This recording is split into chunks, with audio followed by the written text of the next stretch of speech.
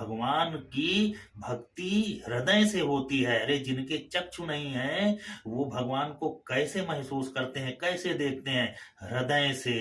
हृदय से उनको, जिसको सूर्य का प्रकाश तो अंधे आदमी को दिखाई नहीं देता है, लेकिन उसका हृदय महसूस कर लेता है कि कब सूर्य, कब दिन है और कब रात है। अग्नि में उसका हृदय महसूस कर लेता है, उसकी तपन से जैसे ही आंच लगती है उसको लगता है कि अग्नि के आसपास है। शीतलता से वो जैसे उसको आभास हुआ तो उसका हृदय महसूस कर लेता है। तो ये दृश्य दर्शन तो भगवान का हो गया था हनुमान जी को, लेकिन हृदय में प्रभु के प्रति प्रीत बढ़े। केवल ब्रह्म ही केवल प्रेम प्यारा, जान लेओ जो जानन हारा। और वो प्रेम तब उत्पन्न होगा जब भक्ति होगी। उस भक्ति प्राप्त करने का जो मूल मंत्र है, वो मंत्र माता सीता का जो छाया स्वरूप है, उस स्वरूप से हनुमान जी को दिलाना था। और जैसे आपने सुना, तमाम संत कहते हैं कि केवल आप जप कर लो, नाम जाप कर लो, नाम जाप से ही सब मोक्ष मिल जाएगा।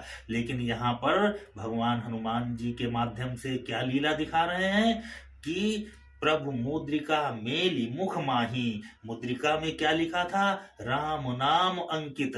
रा और माँ, दो शब्द राम अंकित है उस मुद्रिका में। और उस मुद्रिका को तो भगवान हनुमान जी अपने मुंह में रख ही चुके थे। प्रभु मुद्रिका मेल मुख माही, जलधि लांघ गए अचरज नाही। तो वो मुद्रिका में जो राम नाम अंकित है, तो भगवान के तो हनुमान जी को दर्शन भी हो गए और मुख में भी उन्होंने प्रभु श्री राम नाम को रख लिया।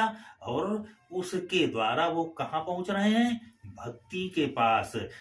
जब माता सीता की छाया ने देखा कि यह तो हनुमान जी भगवान श्री राम के द्वारा हमारे पास भेजे गए हैं और उसका मूल उद्देश्य है कि इन्हें भक्ति प्राप्त हो, तो माता सीता ने क्या कहा कि रघुपति चरण हृदय धरी तात मधुर फल खाऊ। और कब ये बात कही? देख बुद्धि बल निपुण कपि कहे जान की जाहू। जब बुद्धि से, बल से और हर तरीके से निपुण जान लिया माता सीता की छाया ने हनुमान जी को, तो कहा कि रघुपति चरण हृदय धरि तात मधुर फल खाओ। भगवान राम के चरणों को, यही भगवान हनुमान जी को माता सीता के द्वारा, माता सीता की छाया के द्वारा यह मंत्र मिला हनुमान जी के पास। जो माता भगवती सीता की छाया के द्वारा दिया गया मंत्र है, वो प्रभु श्री राम के चरणों को हृदय में धारण करने के लिए। मुख में तो राम नाम था ही, दर्शन हो ही चुका था, लेकिन हृदय में चरणों को धारण करने का जो मंत्र उपक्रम मिला हनुमान जी को, वो माता सीता से मिला। और यही मंत्र भगवान हनुमान जी ने विभीषण को भी दिया। और यही मंत्र भगवान हनुमान जी रावण को देने के लिए अपने आप को ब्रह्मास्त्र में बंधवा करके और रावण के सम्मुख पहुंच गए। ब्रह्मास्त्र हनुमान जी को नहीं बांध सकता है, क्योंकि ब्रह्मा जी का वरदान था कि ब्रह्मास्त्र कभी भी हनुमान जी को बांध ही नहीं सकेगा। यह बात और यह आशीर्वाद तब दिया गया था हनुमान जी को जब वज्र से, इंद्र के वज्र से हनुमान जी को चोट आई थी। उस समय सारे देवताओं ने पवन देव के रुष्ट होने पर यह आशीर्वाद दिया था कि किसी भी देवता का कोई भी अस्त्र हनुमान जी को चोट नहीं पहुंचा सकता। तो ब्रह्मास्त्र से भगवान हनुमान जी कैसे बंध सकते थे? लेकिन यहाँ तो खेला दूसरा हो रहा है। हनुमान जी को भक्ति ने, भक्ति का की जो छाया स्वरूप, भक्ति तो स्वयं माता जगत जननी जानकी है, सीता है, और उनकी छाया के द्वारा जो भक्ति का जो गूढ़ अर्थ भगवान को दिया जा रहा है, भक्ति प्राप्त कराई जा रही है, वो रहस्य चल रहा है। भगवान ने उस रहस्य को, रावण चूंकि भक्त है, उसने भी अपने शीश काट काट करके भगवान को समर्पित किया, भगवान शंकर को। और शंकर के हृदय में भी भगवान राम विराजमान है। रच महेश मन मानस राका, ये सब खेला हृदय का है, जिसके हृदय में प्रभु के चरण विराजमान है, प्रभु का चिंतन विराजमान है, प्रभु का प्रेम विराजमान है।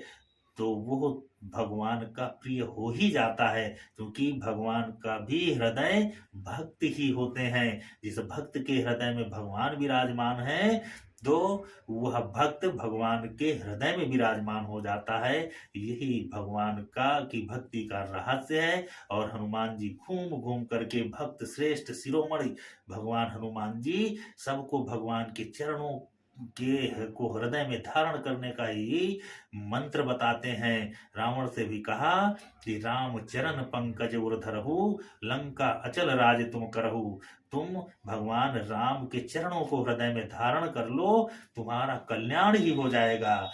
भगवान के चिंतन को, भगवान के रहस्य को, भगवान के चरित्र को, भगवान के चरण को जो भी व्यक्ति हृदय में धारण कर लेता है, तो उसका मन निर्मल हो जाता है। इसीलिए भगवान ने कहा कि निर्मल मन जन सो मोहि पावा, मोहि कपट छल छिद्र न भावा। तो ये छल कपट और तमाम जो नाना प्रकार के द्वेष हैं, दोष हैं, तो इन दोषों का निवारण केवल एक ही इसका उपाय है कि भगवान प्रभु श्री राम के चरणों को हृदय में धारण कर लो, उनके चरित्र को हृदय में धारण कर लो, आपका मन निर्मल हो ही जाएगा। आपको अलग से कुछ क्रिया करने की जरूरत ही नहीं है। लेकिन